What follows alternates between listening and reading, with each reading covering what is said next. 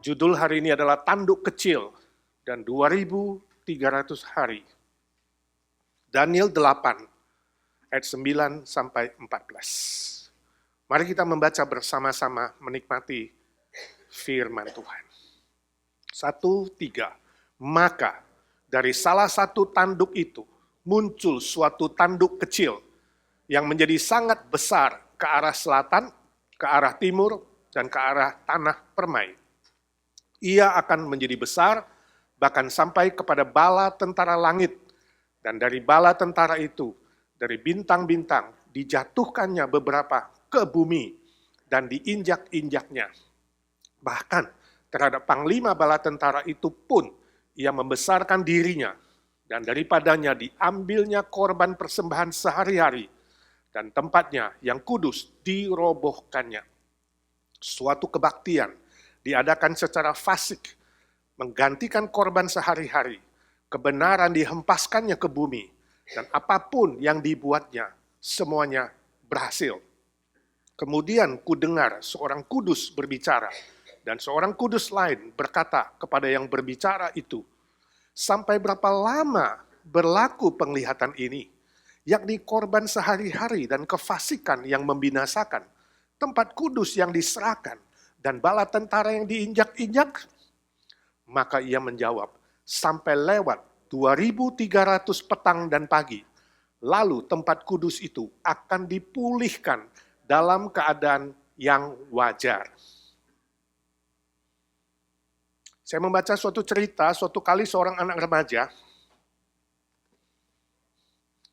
menulis surat kepada papanya. Ketika papanya pulang, melongok ke kamar anak gadisnya, dia lihat ranjangnya rapi. Di atas ranjang ada selembar surat. Ditujukan kepada sang papa. Isinya demikian, ayah tercinta, aku menulis surat ini dengan perasaan sedih dan sangat menyesal. Saat ayah membaca surat ini, aku telah pergi meninggalkan rumah, aku pergi bersama kekasihku. Dia seorang cowok yang baik. Kalau papa bertemu dengan dia, papa juga akan setuju. Walaupun di tubuhnya banyak tato-tato, dan dia banyak pakai anting-anting di sana dan sini. Juga dia memakai motor butut serta rambutnya yang gondrong. Dia sudah cukup dewasa, dan meskipun belum terlalu tua, dalam kurung aku pikir zaman sekarang 42 tahun tidaklah terlalu tua. Dia sangat baik terhadapku, lebih-lebih lagi dia sekarang calon ayah dari anak dalam kandunganku. Dan kami telah bertekad untuk membesarkan anak ini bersama-sama. Kami akan tinggal berpindah-pindah tempat. Dia punya sebuah bisnis ekstasi yang cukup sukses dan luas. Dan dia juga meyakinkan aku bahwa marijuana itu tidaklah terlalu berbahaya bagi diriku dan tidak ada dampak yang terlalu buruk. Aku juga yakin bahwa pengobatan pasti akan menemukan obat AIDS. Jadi dia bisa segera sembuh. Aku tahu sebenarnya dia sudah punya cewek lain, tapi aku percaya dia tetap akan setia padaku dengan cara yang berbeda. Ayah gak perlu khawatirkan keadaanku, gak perlu cari aku, karena sekarang aku sudah umur 17 tahun. Aku sudah dewasa, aku bisa menjaga diriku. Salam untuk semua, dan oh ya, berikan bonekaku kepada adikku karena dia sangat-sangat menginginkannya. Kalau saudara bapaknya, apa perasaanmu membaca surat itu? Bapak itu pucat, tangannya gemeteran, dan tidak tahu harus omong apa. Lalu dia meneruskan lembaran kedua dari surat anak itu. Anak yang dicintainya. Papa, sebenarnya tidak ada satupun yang saya cerita tadi itu benar. Aku hanya ingin menunjukkan kepada Papa bahwa di dunia ini ada ribuan hal yang lebih mengerikan daripada rapotku yang sangat jelek, hampir lebih 50% merah. Tolong Papa tanda tangan rapotku, kalau sudah tanda tangan, telepon saya ada di rumah tetangga, salam Noni.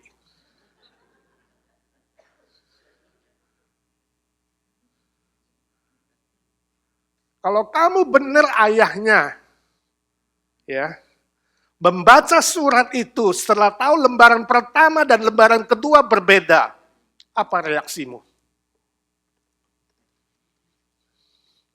Dari gemeteran, pucat pasi, sekarang marah besar? Kamu akan marah besar gak? Marah besar? Dan kalau kamu marah besar, anak itu nekat, benar-benar lari dari rumah, kamu mau ngapain? Atau kamu harusnya mengatakan, ya nak, rapotku sudah aku tanda tangan, pulanglah. Papa menerimamu, memaafkanmu, semua yang kau tulis itu, walau Papa gak suka, tetap mencintaimu. Ini rapotmu, walaupun merah lebih 50%. Teruskan sekolah. Apa yang akan kau pilih? Saudaraku, zaman kita ini zaman yang edan. Seorang anak bisa, anak kecil ini, anak masih ingusan 17 tahun kalau kita bilang. Ibarat kain tanggung, mau dijadikan taplak meja kekecilan, mau dijadikan sapu tangan kegedean. Itu anak remaja. Zaman sekarang, seorang anak bisa mengancam ayah atau orang tuanya dengan berbagai macam tipuan yang licik. Strategi yang licik. Dan menaklukkan si orang tua. Ini zaman sudah terbalik. Betul nggak? Tapi sebenarnya bukan saja di zaman kita terjadi hal seperti ini. Di zaman Daniel ketika menuliskan suratnya pun sudah terjadi. Kita sudah pelajari yang lalu bahwa Yunani yang begitu sukses menaklukkan dunia di bawah Alexander Agung, kemudian hancur menjadi 4 bagian. Itu sebabnya disebut dengan 4 tanduk muncul setelah Yunani. Dan hari ini firman Tuhan mengatakan kepada kita dari 4 tanduk itu, 4 kerajaan itu, muncul sebuah tanduk yang paling kecil. 4 tanduk, satu yang paling kecil, yang paling lemah, justru itu yang akhirnya menaklukkan 3 tanduk lain. Dan kerajaan-kerajaan lainnya. Yang kecil menaklukkan yang besar, mengalahkan yang besar, dan menguasai seluruh dunia di zaman itu. Nah pertanyaannya siapa sih tanduk kecil itu?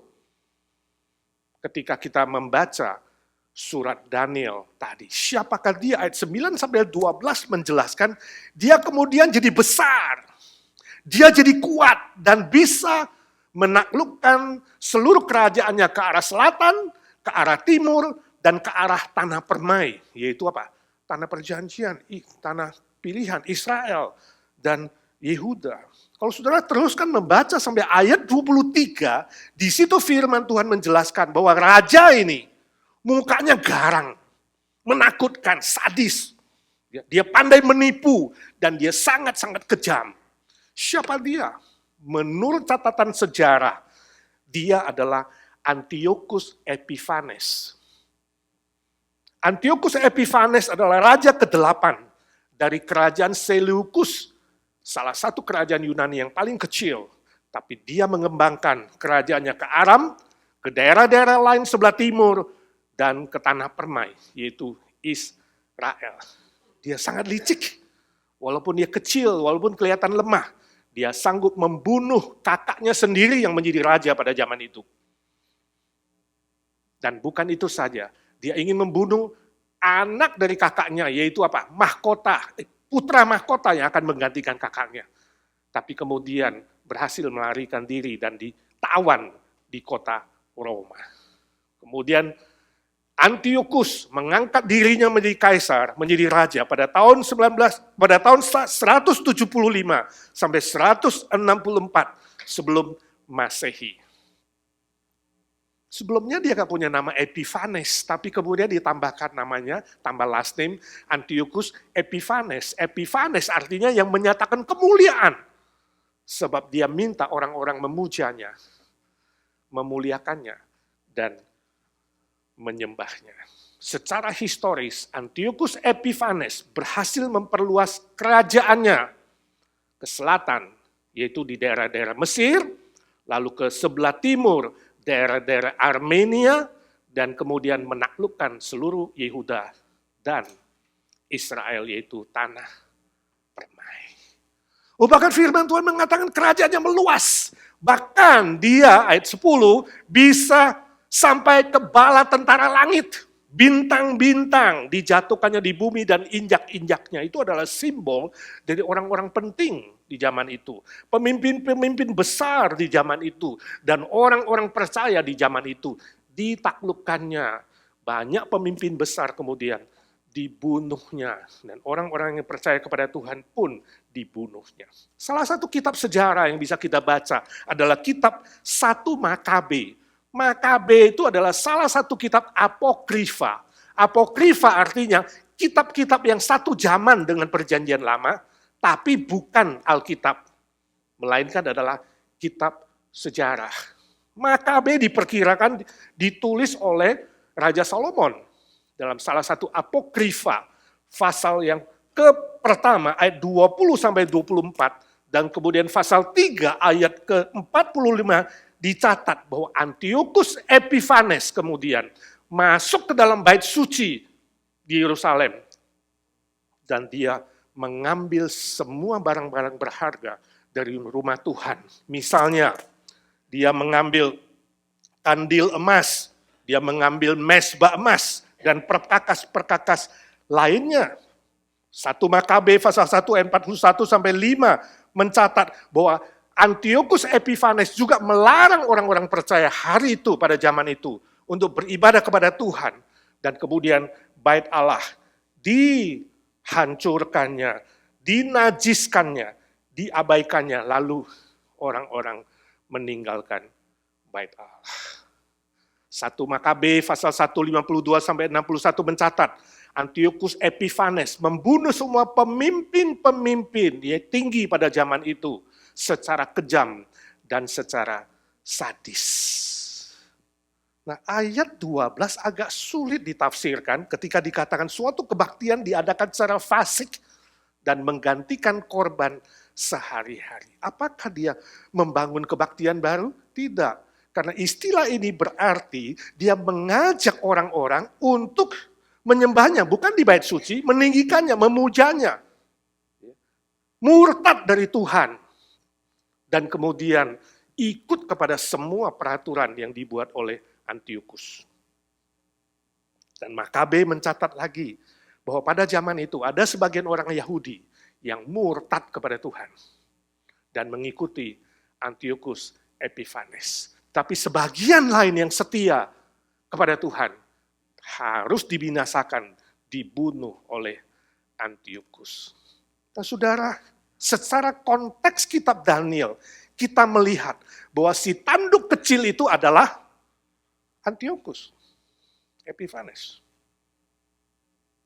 Yang terjadi setelah Daniel menuliskan firman ini kira-kira beberapa ratus tahun kemudian digenapi pada zaman Daniel.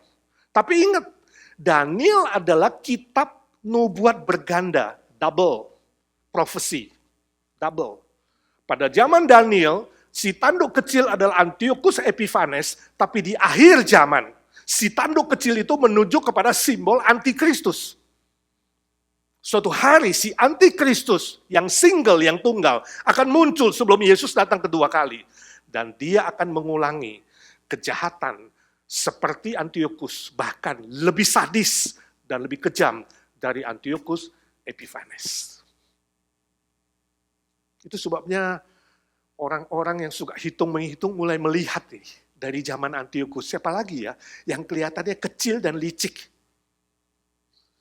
yang bisa kira-kira jadi antikristus. Sehingga banyaklah tafsiran kemudian, yang salah satu yang paling keren yaitu Hitler yang kecil. Oh, si Hitler bukan, akhirnya Hitler mati. Bukan. Sekarang siapa lagi yang kecil? Ya, bukan orangnya kecil, mungkin kerajaannya kecil, tapi bisa jadi antikristus siapa lagi? Oh, mungkin Paus. Ya, kerajaan yang paling kecil, Vatikan. Ya, kerajaan dalam kerajaan. Mungkinkah suatu hari dia akan dipakai iblis menjadi antikristus? Gak ada yang tahu. Paus satu-satu mati juga. Tapi memang Paus itu berkuasa, betul gak? Kalau dia gak mati, gak ada pengganti. Kecuali yang berapa waktu mengundurkan diri. Atau pemimpin lain yang kecil, siapa lagi yang kecil? Hah? Kim Jong-un? Negaranya kecil, orangnya kecil juga. Si Putin kecil apa besar? Gak ada yang tahu. Ingat, tugas kita bukan menafsir-nafsir. Karena sudah ditafsir-tafsir sejak Yesus naik ke sorga sampai hari ini. Belum datang-datang juga si antikristus itu. Tapi kelak akan muncul seorang yang kecil atau dari kerajaan yang kecil, dia akan jadi besar. Sebab dia akan menguasai militer, dia akan menguasai ekonomi, dia akan menguasai agama, dia akan menguasai senjata. Itulah saatnya iblis akan melahirkan seorang antikristus. Saudara, Tuhan tidak menjanjikan bahwa hidup di dunia ini selalu mulus, selalu lancar, selalu indah, selalu sehat, selalu makmur, selalu sukses. Tuhan tidak pernah janji itu.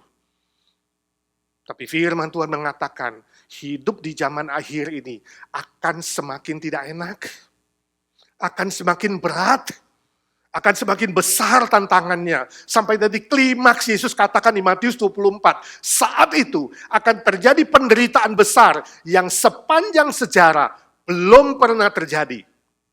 Jadi gak ada yang tahu sehebat apa, yang pasti lebih sadis dari Antiochus Epiphanes. Lebih sadis. Lebih besar. Karena saat itu, 1/4 jumlah umat manusia akan dibunuhnya. Bukan sedikit, 1/4 jumlah manusia di bumi. Tapi kita gak usah khawatir. Iman yang sejati adalah iman yang siap menghadapi tantangan bersama Tuhan. Amin. Iman yang sejati adalah iman yang percaya bahwa di dalam Yesus Kristus yang menang, kita pun akan menang seberat apapun tantangan dan penderitaan itu. Amin. Setuju? Ada sebuah cerita yang saya baca lagi. Suatu hari ada seekor kucing yang kelihatan kurus. Ya, dia duduk santai di tepi pantai. Waktu dia duduk santai, datanglah seekor serigala kecil. Ya, seekor rubah yang kecil. Waktu ingin menerkam si kucing bilang, tunggu dulu. Kamu jangan kira aku gak berani melawan kamu. Kalau you berani, ayo kita bertanding di lubang itu. Kita bertarung, kamu kira saya takut. 1 lawan 1, kita masuk ke sana. Siapa yang kalah, dia dimangsa, dimakan oleh yang menang. Serigala kecil itu si rubah mengatakan, lu kira gue takut? Ayo. Kucing bilang, belum tentu gue bisa menang loh. Ya udah, mereka masuk ke lubang. 10 menit kemudian keluar kucing.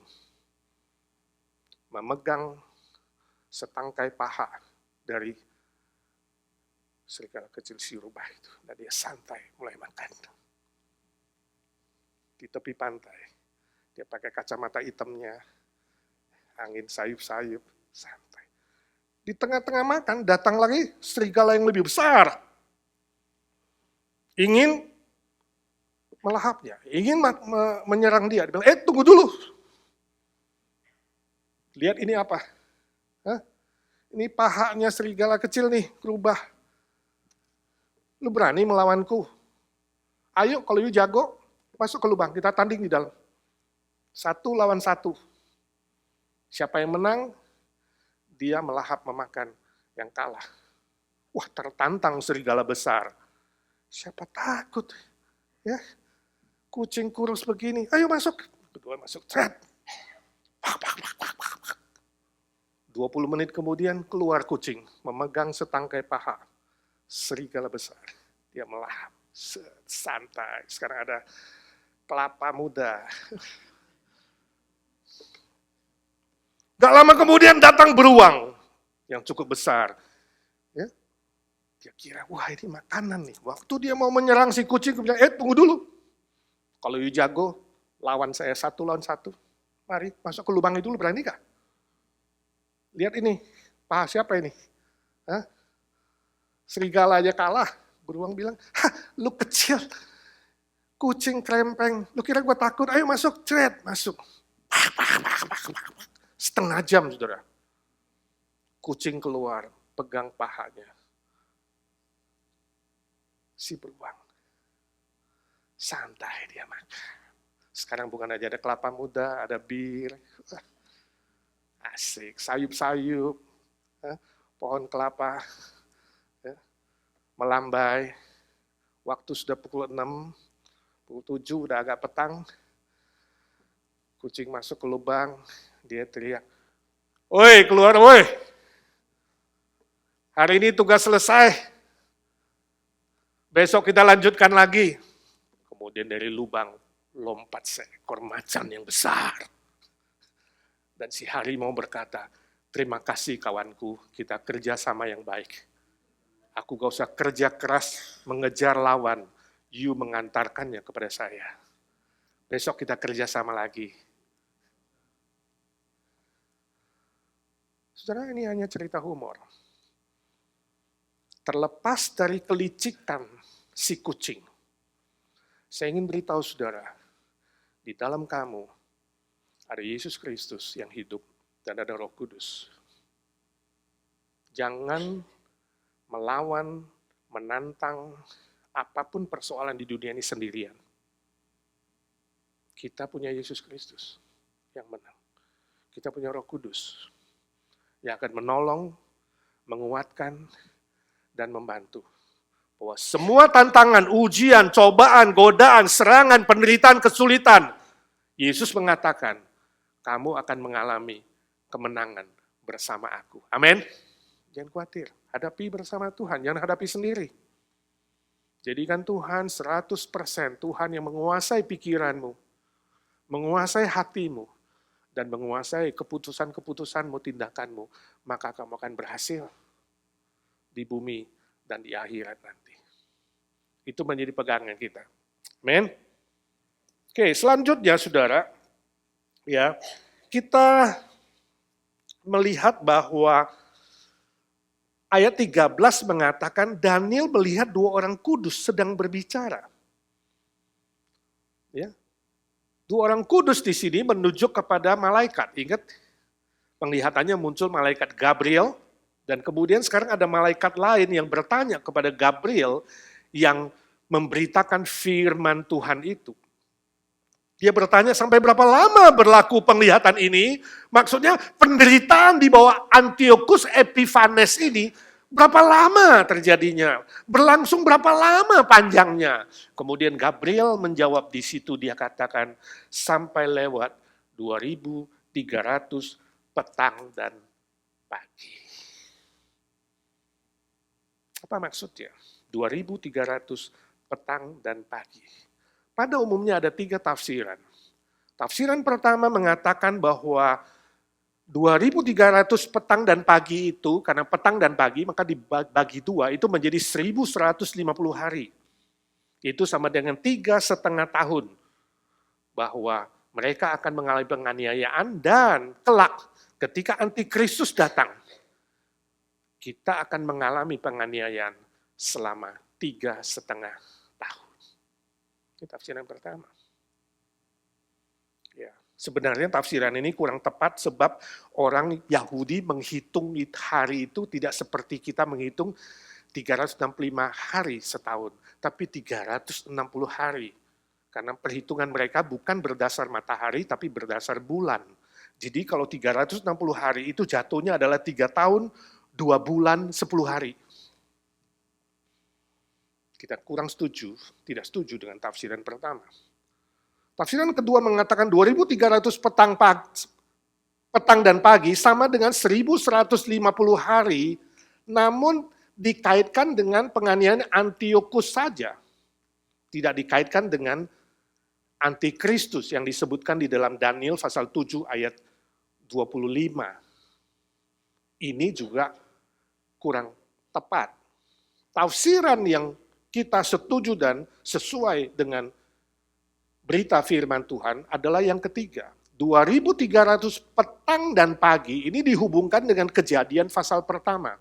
Sebab pasal pertama Kejadian mengatakan Tuhan menciptakan langit dan bumi itu 6 hari dan selalu ditutup dengan petang dan pagi. Jadilah petang dan pagi, jadilah petang dan pagi. Sebab orang zaman dulu menghitung hari bukan dari pagi sampai petang seperti sekarang, tapi dari petang sampai pagi. Jadi 2300 petang dan pagi artinya 2300 hari, bukan 1150 hari. Itu yang kita yakini. Memang kalau kita perhatikan, Antiochus Epiphanes ketika menganiaya umat Tuhan pada zaman itu terjadi pada bulan Oktober ya. Tahun 168 sebelum Masehi dan itu berakhir pada Desember tahun 165 sebelum Masehi. Jadi dari Oktober ya, 168 sampai Desember 165. Jadi kalau dihitung itu adalah 2300 petang dan pagi. Menurut catatan sejarah.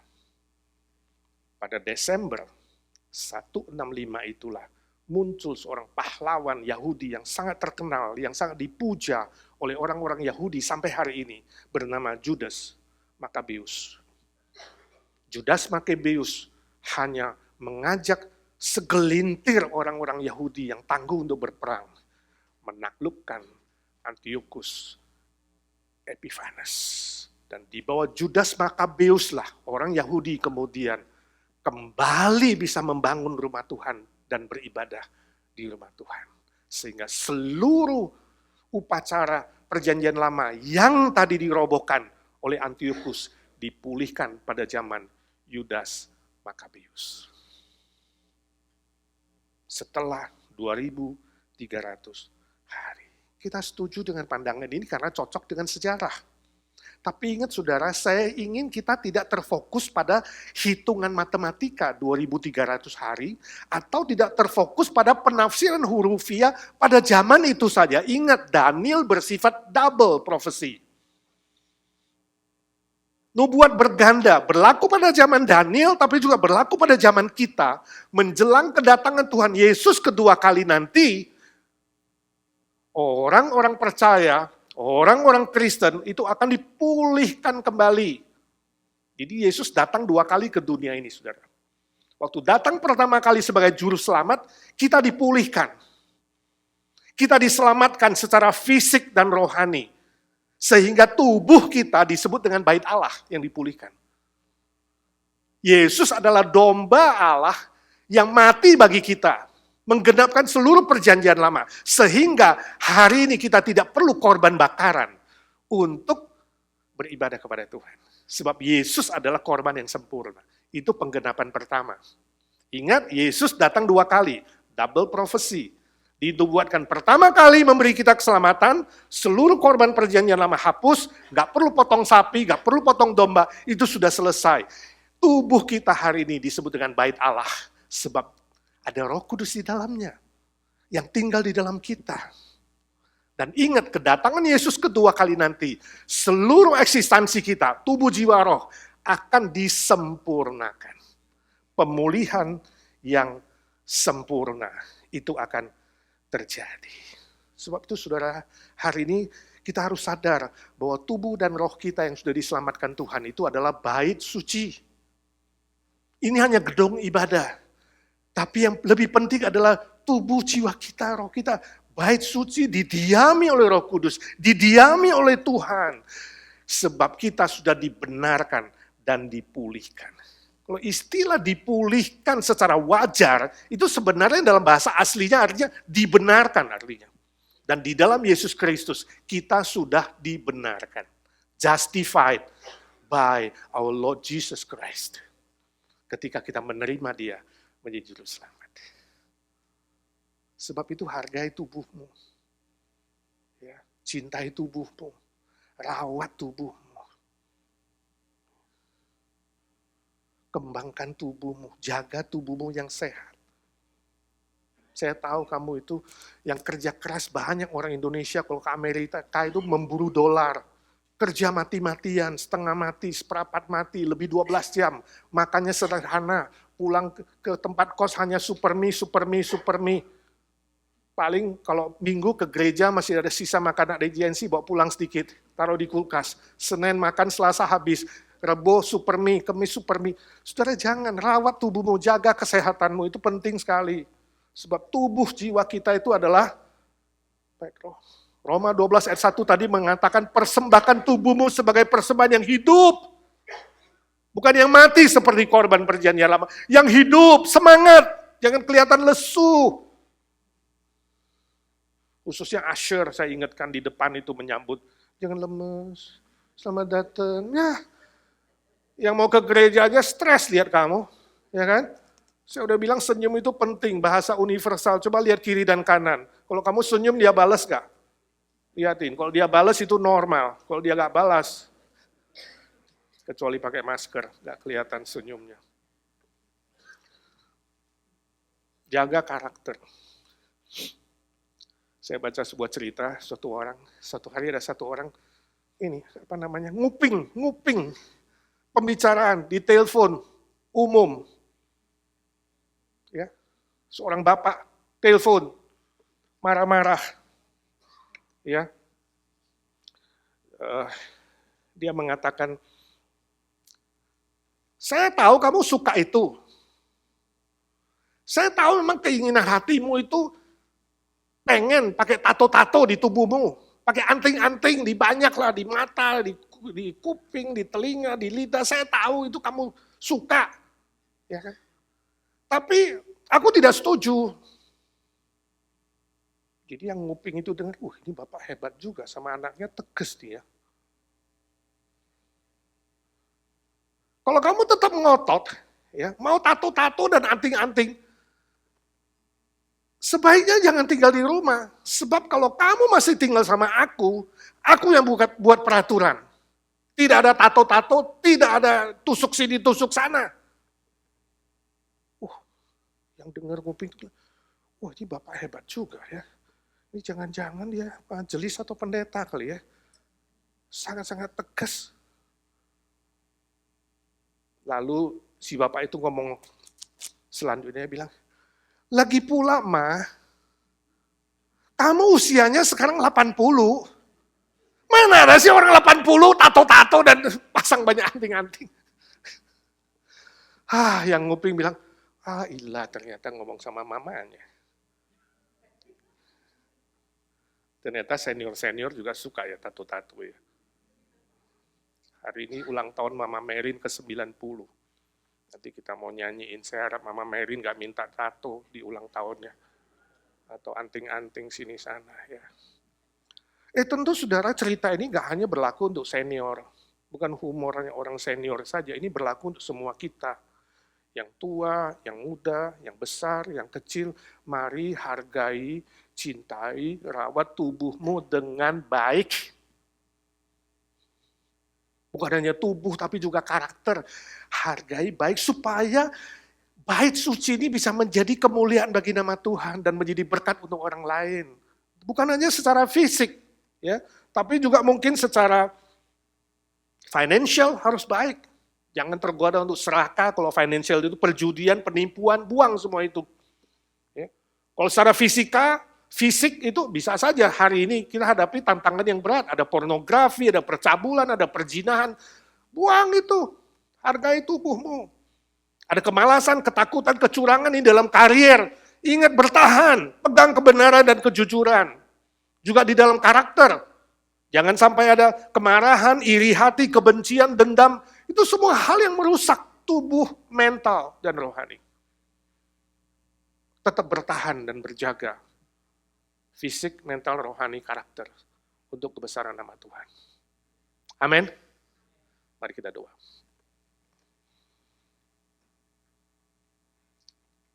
Ya Tuhan Yesus, suara hamba-Mu sudah berhenti. Biarlah suara Roh Kudus terus mengiang-iang di telinga kami, berbisik-bisik di hati kami. Ingatkan kami ya Tuhan, bahwa tubuh, jiwa, roh kami sudah ditebus oleh Kristus, menjadi bait Allah yang kudus yang sudah dibenarkan, supaya kami menjaga, merawat, mencintai, mengembangkan, dan memakainya untuk kebesaran nama-Mu. Kami persembahkan sekali lagi di mezbah-Mu, Tuhan, pakai kami menjadi alat yang berguna bagi kerajaan-Mu, menjadi berkat bagi banyak orang. Nama-Mu dipermuliakan. Dalam nama Tuhan Yesus kami berdoa dan meminta berkat Tuhan. Amin.